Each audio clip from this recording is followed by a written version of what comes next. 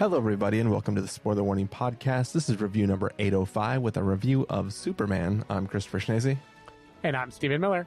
And if you're joining us for the first time, the Spoiler Warning Podcast is a weekly film review program.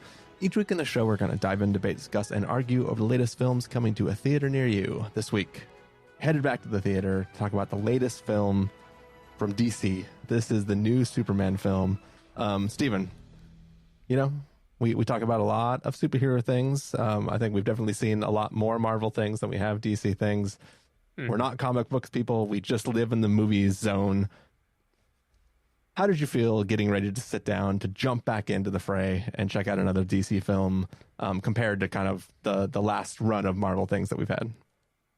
Yeah, I guess I was mildly more excited to check this out, though that's kind of low bar because I've been pretty burnt out on Marvel movies for a while. Even the ones that I like, the excitement has definitely worn off for them. For Superman, I would say I was like, the critic in me was excited to watch it because I knew it had been a long time coming. This was James Gunn's big, earth-shattering. It's not his introduction to DC because he did the Suicide Squad also, but it's like it is him ushering in the new era of DC, and it's him proving, will this work? Yes or no? Yeah. You know, it was framed, at least at the beginning of the year, around like, if Superman does not do well, DC and potentially Warner Brothers are just fucked. like they tried everything. This is their last chance. We really hope it works out. Yeah. Now, of course, Warner Brothers has had a lot of successes this year already. Minecraft, for instance, did super well. So Sinners also was a big win. So they didn't feel as much pressure, but still, I was very curious, like, will Gunn pull it off? Now, if you ask me as just a movie fan, how did I feel knowing I was going to watch the Superman movie? Honestly, I didn't really care. I had seen the trailer. It didn't rub me the wrong way, but it also didn't do that much for me. I don't have that much delight in Superman as a character. As a kid, I always preferred Batman. I think a lot of people did because Superman is all-powerful and good and all-powerful are boring. You know, you think you want complicated and vulnerable and all those things. So I didn't have strong feelings except for just wanting to know, like, is Gunn going to pull it off? And whether he did or not, I was going to be entertained by the attempt, I guess. Yeah. And Superman is basically a god. And back then, you could only have one god before you, right, exactly. Steven? Amen.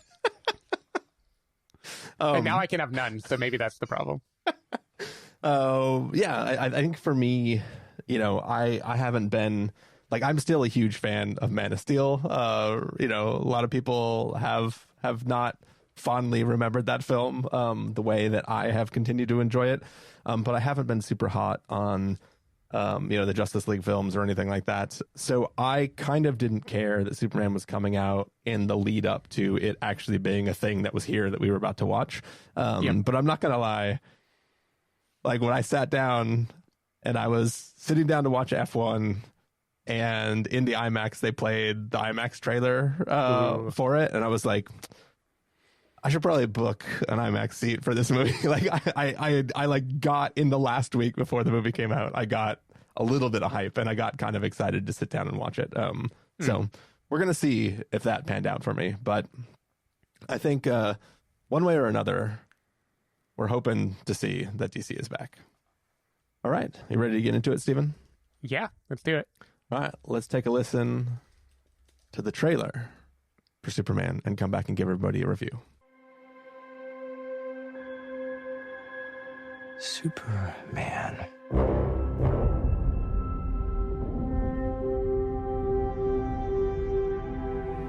The most powerful being on planet Earth. We finally meet.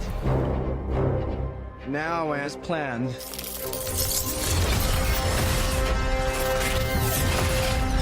I'll destroy you. And of course, that reporter you always do interviews with. Who raised you as a child? I'll kill them too.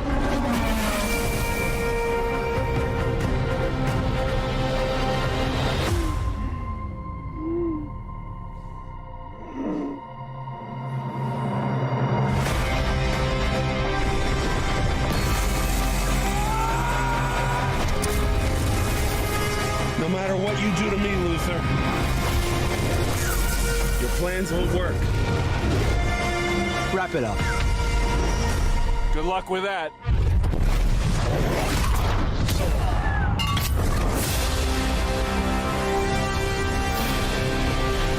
Make a move, Big Blue.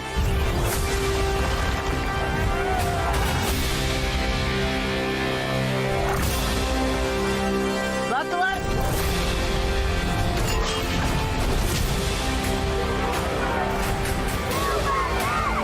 They chose him. Let them die.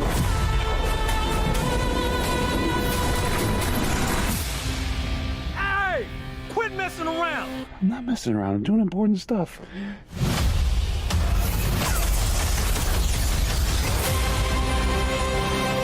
Hey, buddy. Eyes up here.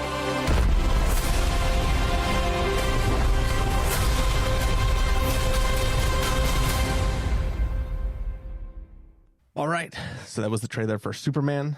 Yeah, it joins kind of Superman as an already existing thing in the world in a state where Superman already was. But it's basically a story of Superman trying to deal with his Kryptonian heritage and also his upbringing as a real human boy. Stephen Miller, what did you think of Superman? Honestly, Superman was fucking great. I loved it. I did not expect to love it. I didn't really think I had the capacity to feel so much joy at a superhero movie anymore. And that isn't to imply that it's perfect or even that it is like better than the top tier MCU film. It just felt refreshing and put a smile on my face in a way that I've grown like too cynical toward the whole genre to think that it was possible for a movie to do that to me. What James Gunn does that I think is so damn smart is he frames this movie around the idea that being kind and direct and good is punk rock. And it's so smart because it's him reclaiming that criticism that I had of Superman as a kid that anyone probably feels when they're sitting down to watch it, which is, this is boring. You're just good and all powerful and do all the right things. How is this going to be entertaining to watch? And he turns it on its head. He turns it into a strength. He kind of steers into it and goes, yeah, this guy is unbelievably boringly kind and good. And in the current world that we live in, that is interesting and abnormal. And it is punk and cool because that is not how people behave anymore. And I just found that really, really, really smart. And that kind of permeated the feeling of the whole movie. I think he finds a really good line between being serious and being goofy. Like this movie has a lot of goofiness, like a Spider-Man movie. You know, there's a lot of, quote, serious action happening, but people not taking the action that seriously, or at least the movie pausing to remind you we're in a comic book and everyone is also having fun, even while, you know, the world is potentially ending. And for some reason, it didn't annoy me here the way that it does in a lot of Marvel movies when characters look at the camera and go, can you believe what just happened? You know, like that kind of weird fourth wall breaking thing. Here, it just felt like it is an earnest, goofy premise for a movie, and they take it seriously, but they have fun with it at the same time. And I don't know, I just had a big grin on my face while I was watching this movie. I think David Corenswet is great as Superman. Rachel Brosnahan I really, really like as Lois Lane. I think she brings a lot of great energy, and their connection, I believed it completely. And this isn't a surprise at all, but Nicholas Hoult crushes it as Lex Luthor.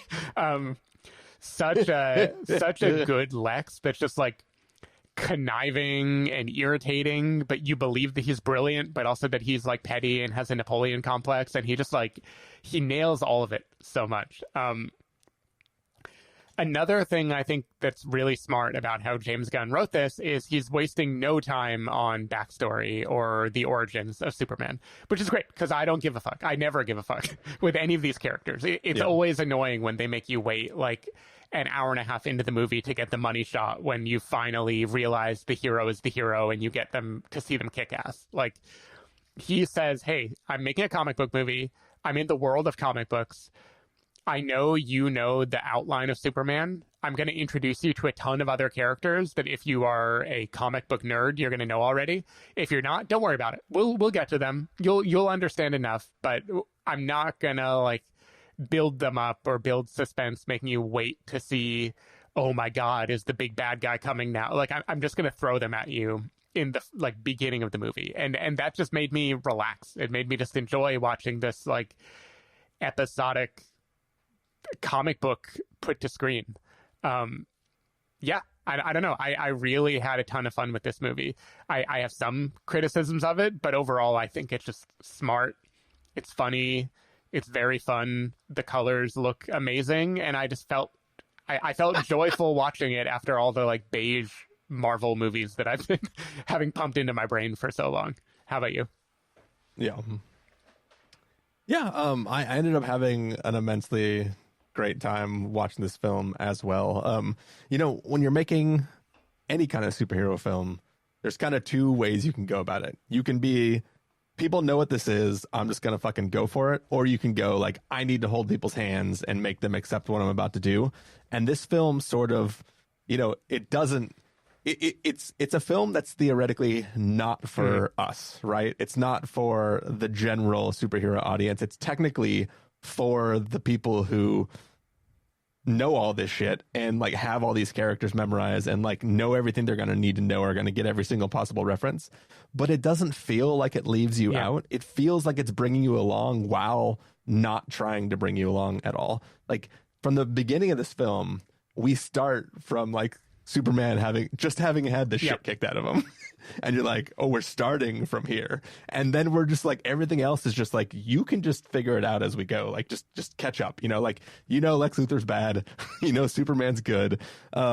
We've always seen him as like this impervious, unstoppable thing. But now we're going to show you him facing off against things that theoretically, can hurt him and do damage to him, and he can lose battles, and that's kind of a change. You know, it is still a little bit silly that it's like no matter how bad he's injured, he could just go sit under the magnifying glass and then be healed. It's like Goku eating a senzu bean. He's just like, I'm back, I'm gonna fight again. But it still at least gives a sense of gravity to the fights, because you know that it's not just like he's just gonna punch things constantly and then everything's done, right? It's like, oh, these fights are actually hard. He's actually doing work to participate in them, and I really enjoyed that aspect of it. I did also like Lex Luthor in this film. I like the character. He's basically the villain from. I knew you were going to say The Incredibles one, right? Yeah, The Incredibles. I like how I just completely forgot the name of that film. But like, he's basically the villain from that, right? He's like this like whiny. Yeah. And I kind of enjoyed that. I don't fully buy the mechanics of his ability to fight Superman. We don't have to get into it too much, but like what the film is selling us is a defensive tactic, and the film always shows it as an offensive tactic, and I don't think that's how it works. So that, if we want to talk about it later, we can talk about it later. So that kind of bothered me. Like, I like the idea of it, but it was a little over the top for me, and I didn't buy it mechanically. But I still love the character's delivery of it and the way it's playing, and just like the whole crew of people working with Lex Luthor and their participation in it. Everything there was super fun. This film is weird as hell. It does not shy away from it. Like, we see so much stuff that like usually you would want to wait like 4 films before you start to dive into shit that weird. But instead, this film's like, nah, it's fine. People will accept it. Everybody will love this. Let's just do it. And for that, I really, really kind of, you know, enjoyed what it was doing. I mean, I'm glad you embraced the weird. I definitely found myself embracing the weird too, but it's just walking a tightrope in a way that works. Like, it felt weird, but it never felt like looking at the camera saying, oh my gosh, isn't this so weird? Isn't it funny how weird we're allowing this to get? It just felt like it takes the weirdness at face value and just lets you live in that world. I don't know how to explain how James Gunn did it in a way where, like, the Ant-Man and the Wasp Quantumania, for example, annoys the hell out of me. You know, like weird alone isn't enough, and having all the references isn't enough either. Like Deadpool and Wolverine also didn't work that well on me, but this is just loving, and it is like joyfully weird in a way that I just found really, really charming. I will say I have no idea where we go from here though. Because this feels like it just opened up the universe in a way that like nothing else seemingly matches anymore. And you know, that's fun. I'm here for it 100%, but it definitely makes me go like, if the next thing I watch doesn't feel like this, it will feel now out of place. Like in theory, this is the fish out of water, but now everything that comes after this will feel wrong if it doesn't match this energy and this weirdness and this kind of world. So even though I want to think that James Gunn has abandoned the idea of trying to make one universe that they all reside in and have the same tone, I kind of feel like DC is continuing to embrace the idea that they're different. But you're right, so many characters show up here, it's going to be hard to take them in a different tone now that we've already seen them in this one. Now I don't care though, because I don't really care about the future of DC in any. Well, like I think this and the Robert Pattinson Batman, I'm fine for them to exist in different universes. Like I have no problem with that at all. Now, if they do a Green Lantern movie with Nathan Fillion, like how am I going to feel if that doesn't also have this tone? Will he still have the bowl cut? Like I'm not really sure how to take that. But for now, I'm happy to be on the ride.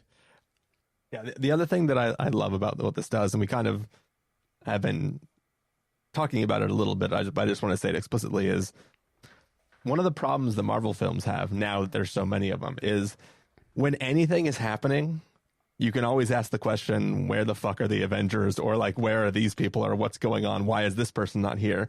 But the fact that just like fucking random other heroes show up and they're just participating the whole time, but they're not theoretically working together the entire time. They kind of just, I saw something was happening, so I showed up. I feel like that it lends more reality to their, even though like the shit that's happening is wildly like, you know, weird glowy space monsters are floating around and stuff like that. But having the other characters who are not necessarily like, oh, I'm expecting this person to be here, just show up and do their thing, and just kind of, it's normal for them to show up when shit's happening in the city. It just feels, I don't feel the absence of other heroes that I've watched movies about because random heroes are just showing up wherever they are. So I enjoyed that. Yeah, it was fun. I don't know. It's funny because it was so fun. It zips along at a pace, right? Like I feel like, I guess it's over 2 hours long. I don't remember. It definitely isn't as long as a lot of Marvel movies. Yeah, it's barely over 2 hours. It's an hour 29. There are plot machinations that I definitely care about. You know, I feel like we would have to go into spoilers to talk about a lot of them. But one interesting aspect of this movie is I don't, at the end of it, feel like I have gone on some long, epic journey with many twists and turns. I feel like I went on a journey with like 3 little twists and I had fun with my friends and then it ended. It doesn't feel as weighty and consequential on a plot level. Thematically, it feels weighty to me because it's like, we can talk about it in spoilers. There are a lot of parallels to modern day things, and it feels like Gunn is trying to make some real statements about the world. But in terms of what actually happens to the characters, it feels like it could be a few pages in a comic book. Like it doesn't feel that intense or massive, and I think that's one thing that makes me like it, is I don't walk away feeling like I just read some lengthy Wikipedia article that now I have to like distill in my brain. It's like, oh yeah, I got all the important things. There are like 3 important points and I got all of them. Yeah. Cool. Should we get to spoilers? Sure, yeah. Let's do it. All right. As always, before we get to those spoilers, we have to give this film a verdict for non-spoiler or spoiler averse people. So Stephen Miller, if you're going to give this a must-see, recommend with a caveat, wait for rental, pass with a caveat, or a must-avoid, what would you give it? I'm giving it a must-see. I want to watch it a second time. I want to see it in IMAX. I'm kind of jealous if you did, actually, because I think that would be pretty fucking awesome. Yeah, it is a must-see from me as well. I also I almost Jamie had a thing she was doing, and she's like, oh, you should go see a movie, and like nothing new was out, and I was like, do I go see Superman again? I did not, but I definitely I did the same math yesterday during like a 3-hour gap in my schedule. I came close. Yeah. It was definitely a thing where I was like, I messed up because I saw it IMAX first, and like for convenience sake, I might see it not at the Metreon. So anyways, that's unimportant. We're about to get to spoilers, but before that, Stephen Miller, for those who are not going to follow us into our pocket universe that is the spoilers, tell them where they can find you throughout the week. You can find me at Blue Sky at sdavidmiller or sdavidmiller.com. People can find me at ChristopherInRealLife.com or ChristopherIRL on a number of social platforms. You can find the podcast over at thespoilerwarning.com, where you can get a bunch of the back episodes of the show. If you want to subscribe to the show, you can do so on Overcast, YouTube, Apple Podcast, or wherever podcasts are found. If you want to know when the episodes go live, you can follow us at twitter.com/spoilerwarning, facebook.com/thespoilerwarning, or instagram.com/thespoilerwarning. If you want to get a hold of us directly, you can send an email to fans@thespoilerwarning.com, or you can use the contact form on our site. Music for this episode will come from a track selected from artlist.io, so hopefully you're enjoying that. That music is playing now. That music is going to fade up, and when that music fades down, we will be in full-blown spoilers, so watch out.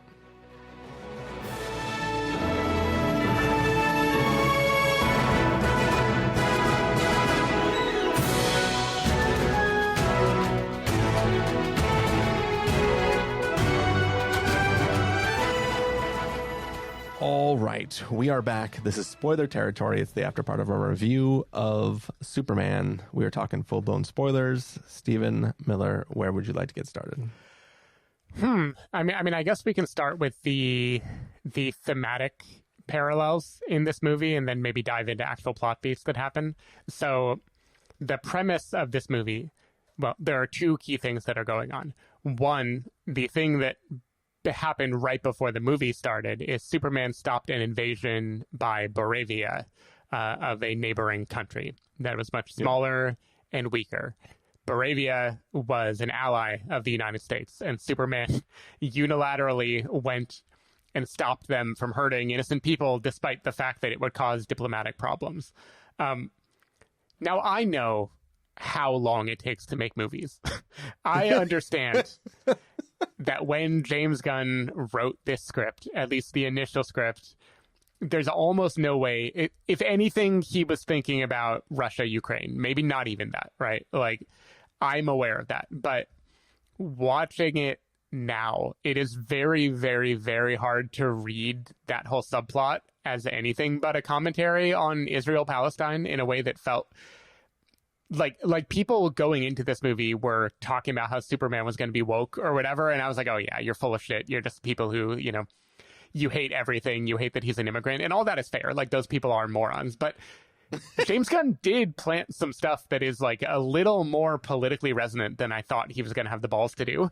Or if nothing else, he did not remove things that in retrospect became politically resonant, even though it's clear that they'd be interpreted that way. And I loved it. Like that's part of what made me want to cheer for this movie the whole way through. Is it's like they're having Superman be the Emperor has no clothes person, the one who's like, those kids are getting hurt. We should stop it from happening. Like, I'm not gonna let people die. Like, you can talk all you want about how complicated it is and how we should go through these processes and think through 10th order or whatever's, but like, someone is hurting, I'm gonna stop them from getting hurt.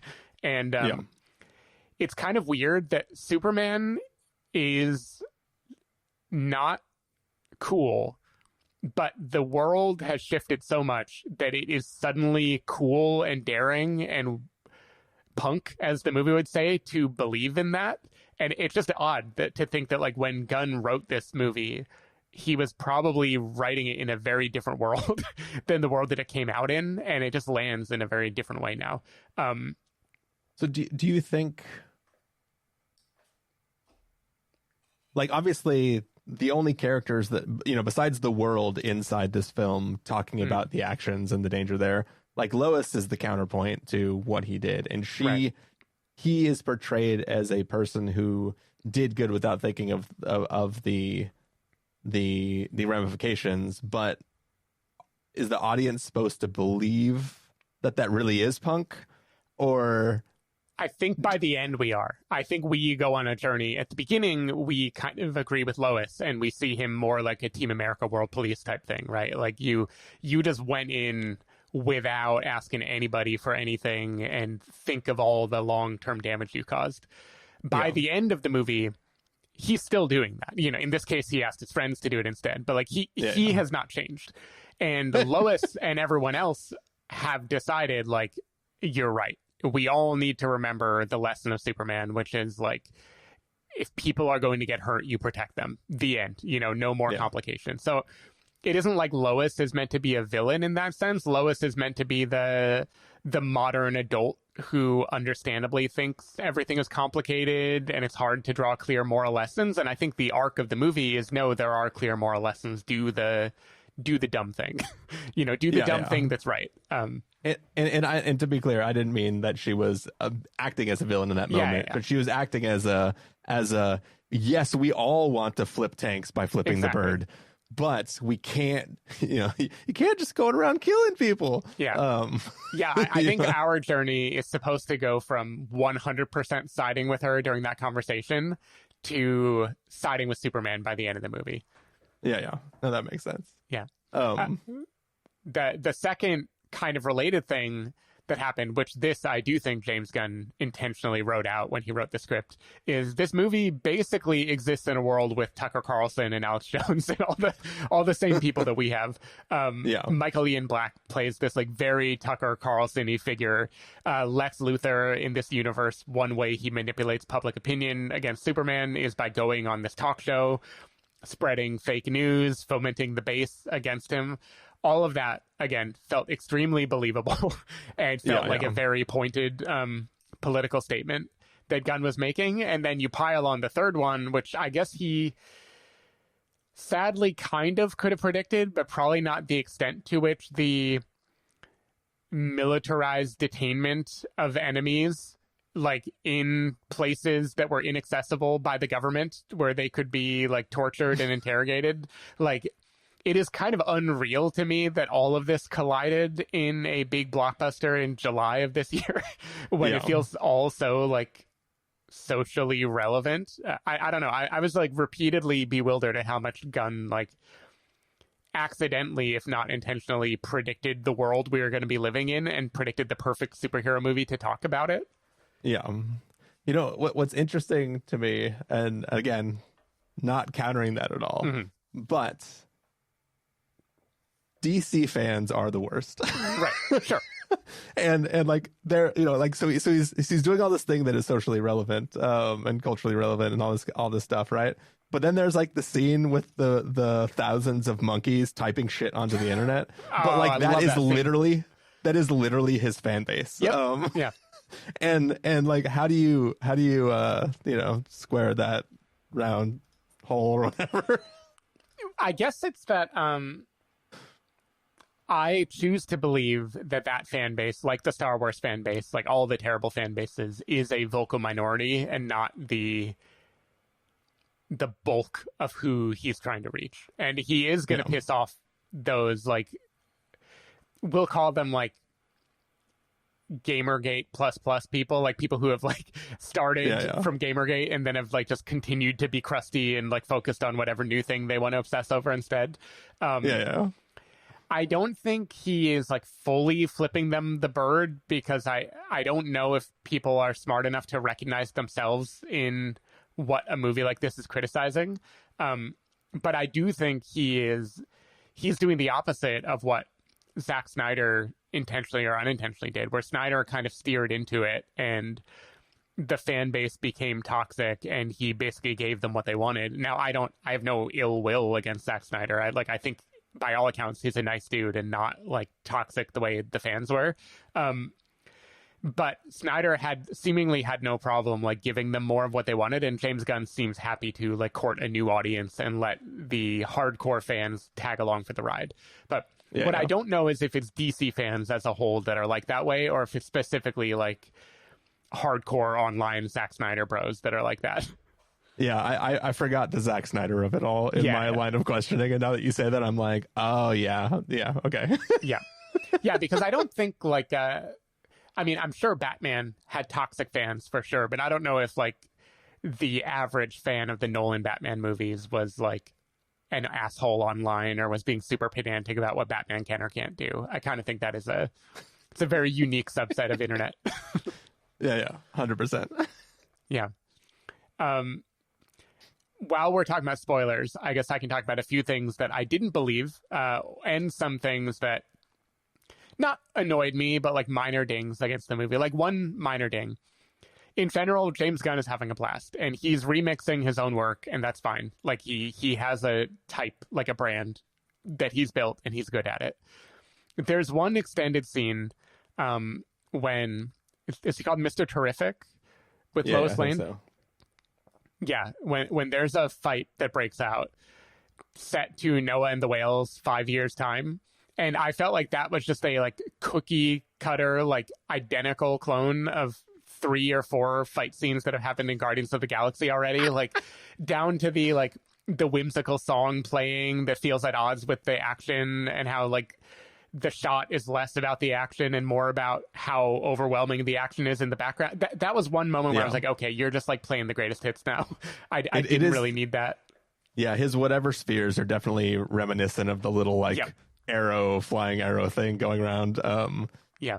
No, I don't not feel you there. Mm-hmm. Also, like the repeated gags of Crypto the dog eating those all the time. If a dog can just bite it and it breaks, how are you flinging it and hitting people and knocking them around and stuff like that? Is it like when you're doing it, it's covered in a special field, but when the dog bites it, it doesn't have that field? Like I don't know how that works exactly. I don't know Crypto's powers. That's part of my problem. I don't know if it has super strength or just a cape. I mean, it seems to be able to like knock Superman around. So yeah. So I think it's got some sort of super strength. Yeah, so who knows? So maybe it has like super strong teeth, and maybe that's the solve. Yeah. I will say one thing, and then you can go. One thing I have difficulty believing. So we live in a world where fake news is rampant. Lex can go on talk shows, poison people against Superman. His army of monkeys can just spout fake garbage into the internet, and continue to make things worse over and over again. But then the end of this movie is a mainstream news outlet publishes a single article and the whole country immediately accepts it as true, forgives Superman, and turns on Lex. That is the one part that felt inaccurate to the current moment. Because we all know an article wouldn't do jack shit in this situation. So speaking on the things that won't do jack shit, I like the plot beat that we hack the message that's been damaged, and we find out that the true message was, hey, you're actually going there to like take a harem of right and repopulate basically our people on Earth because you can rule as a god there. I like that as a plot beat to find out that that's what the message is. I hate the way it's delivered to us because you're spending all this time showing the rampant fake news and all this stuff, and then you don't let us watch. I know you're holding it for the reveal when everybody watches it at once, but having a character hack into a machine and then cut to we're revealing what the video is, just let us watch the real video, because I still wasn't clear for the first like 60 seconds whether that was the truth or whether it was a false thing that they're planning. Because if their whole plan is to plant a bunch of false things and then they find one true thing and they're like, oh, thank God we got the true thing, we could just do it. It felt like there was like a better way to reveal that in a way that doesn't leave any gray area. Like the fact that they have to put like, and I feel like those lines were added after the fact too, where like Mr. Fantastic or what, Terrific, whatever his name is, like when he's like, "Oh, I know video people, and they all said it's the truth. That means it's the truth." Like that. Also, it's not video. Yeah. It's fucking weird space projector thing. Like, there's no like if you need to have characters tell us it's not doctored, so that we understand that in reality it's not doctored. That's just like a thing that didn't need to happen, right? Yeah, well, and this is also like requires a lot of suspension of disbelief if you know anything about technology, because this is a corrupt file that is being recovered, which means it is being put back together by the engineer, which means that by definition it's being doctored. You can only fill in the blanks with some level of inference or whatever. So yeah, I feel you. They handled that a little oddly. I think you not knowing if it is a lie by Lex Luthor or the truth is kind of intentional, but I still think the way it lands and the way it kind of turns into being true as an afterthought rather than as a gut punch, like that, I think is a mistake in how they did it. Yeah, you can imagine something where Superman is holding on to, like, it has to be a fake. I have to figure out the truth. It has to be fake. And then by the end of the movie, he's confronted with it being real, and then he accepts it anyway. But it isn't how it worked, right? It's like a middle movie reveal that kind of oozes over the next 15 minutes or something. Yeah, a little floppy. Yeah, it is interesting what that plan is, because as far as I know, that's not in any previous Superman sort of lore. So it's interesting to have that be the thing, and you know all the characters are like, oh my god, he wants to take a bunch of wives, like this is crazy, but it does make sense in a world where like your entire civilization is being destroyed, that you'd want to go and create more of your civilization. Yeah. So it's like an interesting, like it doesn't feel like it's just shocking. I buy it as a reality that the Kryptonians are like, hey, we're all like, Krypton is going away. All the Kryptonians are going to be dead. Let's send people out, and we'll find places to send them where they can have children with people on that planet, and then we won't all die out. So it's like, people, when they hear the news in the film, their immediate reaction is like, oh my god, he's coming for us. But like, it doesn't necessarily mean it in that weird hostile way. It's just like, hey, you should go there and make a lot of children, which is still creepy as fuck. Don't get me wrong. I'm not trying to say it's not creepy. Part of it isn't the make a lot of children. It's that I think he says like he's stronger than them, so if they're not receptive, he can take them by force. Like, he does something that says more closer to like General Zod in Man of Steel, I think. Like his whole MO. But yeah, I like that twist. Like I like them very specifically giving Superman shitty parents, because it makes Ma and Pa Kent like even more meaningful and emotional. And man, they don't get a lot of scenes, but they definitely get some of the more emotional scenes in the movie. I love Pa Kent just like being an old softy or an old mush, I think is what she calls him. That definitely got me good. But it is one of the clear metaphors for this movie. And just to be clear, metaphor for Superman from the very beginning, I'm not saying it's new, is Superman is an immigrant. He's an alien. He's an outsider. He's coming into society, and people are afraid of someone who is perceived as an outsider. But he only means well. If you layer on that metaphor and then assume that his parents literally wanted him to sneakily invade a place and then have a bunch of kids and take it over, that kind of sounds like the replacement theory. that kind of sounds... I don't think anyone wants us to take it that way or draw that metaphor, but it raised a little alarm bell to me of like, okay, we're not doing the metaphor anymore. Yeah. But conceptually, I like it because, again, it is getting back to this idea that, like, being cool is punk rock and rebellious. And, like, in the old days, maybe, you know, your parents were buttoned up and good, and so rebellion meant counterculture and, you know, doing bad shit or whatever. But now the older generation has failed a lot of people, and they are thinking greedily, and like being rebellious means being loving and kind. And so again, it kind of felt like an interesting modern update to Superman that I enjoyed. Yeah, the only thing about it that kind of doesn't make sense is, and it's kind of like in the way that, like, when the article is posted, everybody's like, oh, just kidding, we love Superman. Mm-hmm. But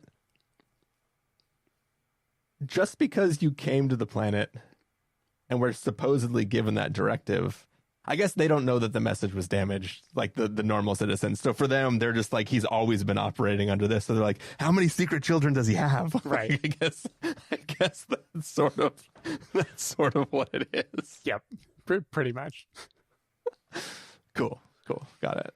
Can I talk a little bit about Lex Luthor's plan? Yeah, please.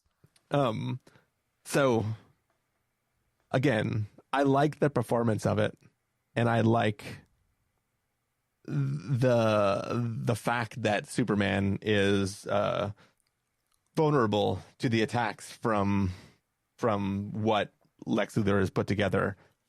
But the idea that he's essentially in his head machine learned all of Superman's moves, and he can call out, like, it's not like Karate Kid Legend, right? Mm-hmm. Where it's like, oh, if you do this one move, he's going to do this move, and then you can sweep and get him, right? That's not what's happening here. He's just calling out the move that Superman will get hit by. But it'd be different if, like, when Superman does X, you do Y, and then you can counter that move and you'll get a shot off on him. That would totally make sense to me, but it requires Superman to be the aggressor. Instead, he's just yelling like B-25. He's just playing bingo. Yeah. and Superman is getting beaten up. But there's never a scene where he's the aggressor. He's always just taking hits. And I feel like he would like there's the character in the Marvel stuff in Thunderbolts who can mimic other people's fighting style, and that's supposed to be hard to fight against.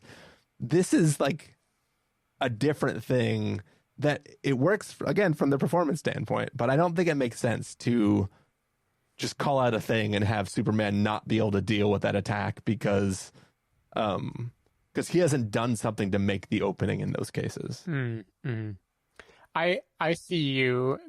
Does the reveal that it's just Superman fighting Superman change it up? Like, if you assume they were evenly matched to begin with, maybe aggressor Superman is inherently a little bit better than non-aggressor Superman because it's just not in his DNA to be that, like, punchy. I don't know. But what we learn is he's Superman, right? Yeah. Like he doesn't know what to do. He's just being told what to punch. So like you would think that there would be enough latency in the calling out of the attacks. And if he is just like do B-20, like literally he made like a stupid Superman who can't fight for himself, so he's calling out all the attacks. But I don't think that equals automatically winning the fight. Yeah. I remember in the Justice League cartoons there being like a Bizarro Superman or something, like kind of dumb Superman. I don't know if this is the same character as that or if those are different. I know Solomon Grundy factors in somewhere too, but I think that's a different guy. Anyway, to go back to your original point. So yeah, the exact mechanism of Lex-controlled Superman making the first move, I guess what that requires you to believe is not necessarily the Karate Kid thing. Karate Kid, they are solving, you are overpowered. You are going to lose unless you can do X, Y, Z. Here, you're evenly matched. So it's just a battle of wits. And I guess what the movie is asking us to believe is that Lex is wittier than Superman or tactically smarter than Superman. He can like contain more information. He can predict things more in the future. And if you believe that, then maybe it works. Even though I get it that him calling out like one battleship location at a time isn't necessarily the right way to do it. And I think that here's what would fix it. Combos. Because when he says, B16, it's just a punch. And I feel like there was nothing about that punch that Superman couldn't go like, a punch is coming, right? He's just getting hit by it. But if it was like swing a punch, but then like pull it at the last second and then uppercut, then I'd be like, okay, so he's doing a thing where the guy's like, he's not fighting like a normal person. He's just doing moves that are combos. But Bizarro Superman doesn't do combos. He just does single attacks that are apparently good enough to get Superman off his bounce. Yeah, I hear you. I do feel like there's a visual, like Lex is calling out the move, and then an army of people at their computers are like simulating the move and doing a bunch of stuff that makes it actually happen. And I feel like in that simulation included like, how do you dodge and hit, and what is Superman likely to do? Like, I felt like there was like a micro optimizing happening somewhere there that made it better. Like, I don't think Superman is only hearing that move number. I feel like Superman is getting like more complicated feedback somewhere, but I don't really know what it is. I think Superman should be canon. But if he's so stupid, how does he memorize all? I guess like you're saying that it's not him actually memorizing. And it's like I think they're controlling him more than just an earpiece. I feel like there's some more like bodily control that they have over him. So you don't think all the people are just controlling the little drones that help feed the information to him? Maybe. Like, you think they're all controlling the camera just so Lex can decide what move to call out? Because he isn't like looking at a screen and then doing a thing, right? He's just walking over it angrily, writing on a thing, and then holding it up and being like, B26. You know what I mean? Like, it seems like he is just doing it by feel, right? Like gut. He's just like, oh, I got this. I can do it. Yeah, I would have to watch it again. I feel like he's doing it by feel, but then B26 is like the directive, and they have to execute it in a way that works. So he's like, this is when you should get him with a fucking uppercut. And then, like, how do you actually get Superman with an uppercut is a complicated task. Yeah. But obviously, what it's supposed to be is emotionally Lex is this little whiny control freak, and he gets to feel like he's beating up Superman, even though he could never beat up Superman in real life. Yeah, I think one of the funniest moments in this film is right there at the end where like Lex is lost. Superman gives his big old speech. And it's like, it's the type of moment where the bad guy would realize that he has done stuff wrong, and he just goes, no. He just gets angry at like, because it's the big rousing speech where you're supposed to go like, yeah, good triumphs over evil. Yeah. And then Lex is just like, oh, fuck you. Good times. Good times. How do you feel about Pocket Universe, Steven? I like it. I think I was afraid we were going to spend way too much time there. That was when I was feeling like, oh no, are we entering Quantumania? But we quite literally. We did. But I think we spent the right amount of time there, and it was much more comic book logic. Like, it was constrained. Like, I guess there is a little bit of flying around in the goop or whatever, and I could have done with or without that. That didn't really matter that much to me. But the core of it is the Pocket Universe as a place where there are these cages that Superman and Morpho, the guy who can change elements, are together. And I like that dynamic with the like the weird uncanny valley baby. I enjoyed it. So here, let me ask you something from a writing standpoint. So Morpho guy, right? Guy Morpho. Mm-hmm. He has to make kryptonite because all kryptonite has been destroyed, right? Yeah. But there's nothing in this story that required all kryptonite to be destroyed, right? Like the only reason why we have to say kryptonite is gone is so that we can have the guy morph into kryptonite. Mm-hmm. Because we have to have him be able to win over with bad things happening. Superman has to win over the Morpho guy to unmorpho and make Helo stuff so that he can escape, right? But it's like, if we just didn't have kryptonite being gone, he could have just been put in a kryptonite box and it would be game over Superman, right? Yeah, but I mean, you already answered why kryptonite is gone. I feel like any Superman story needs to have some reason that the bad guy doesn't just have like tons of kryptonite. Yeah. At all times. It's Metamorpho, by the way. I just looked it up. We were close. But yeah, I like that. Granted, I don't know anything about that character, and he seems more mopey and only like halfway there compared to other superheroes. I'm going to assume that's a character trait that we can just take for given. But I like the stuff in there. I like the darkness of it too. Like Lex shooting the street food vendor guy in front of them. Like, the movie gets a little bit more grim than I thought it was going to get, but it doesn't feel dour. Like, it's weird that I don't know if I remember Zack Snyder having a innocent civilian be shot in the head at point blank range necessarily, but this doesn't feel dark and dour in the way Zack Snyder's did, and I don't really know why. But yeah, I like the pocket universe. I like pretty much all the set pieces in this movie well enough. It has a good variety. Now, did you like Triangle of Sadness Man being a dictator? That's got to be him, right? Yeah, I think that. Yeah, I think that is him. The guy that talks to Captain Woody Woody Harrelson on the boat. Yeah. Yep.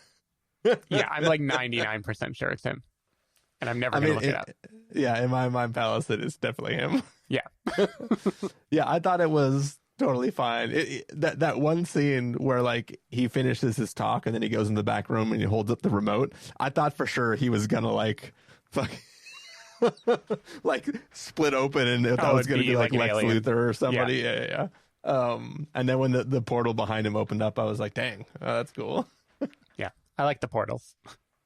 Yeah. Cool. Anything else? I feel good. All right. Excited for the next thing? Yeah, whatever it is. I'm excited. Like, if nothing else, James Gunn has earned the right to make another one. And that's exciting to see.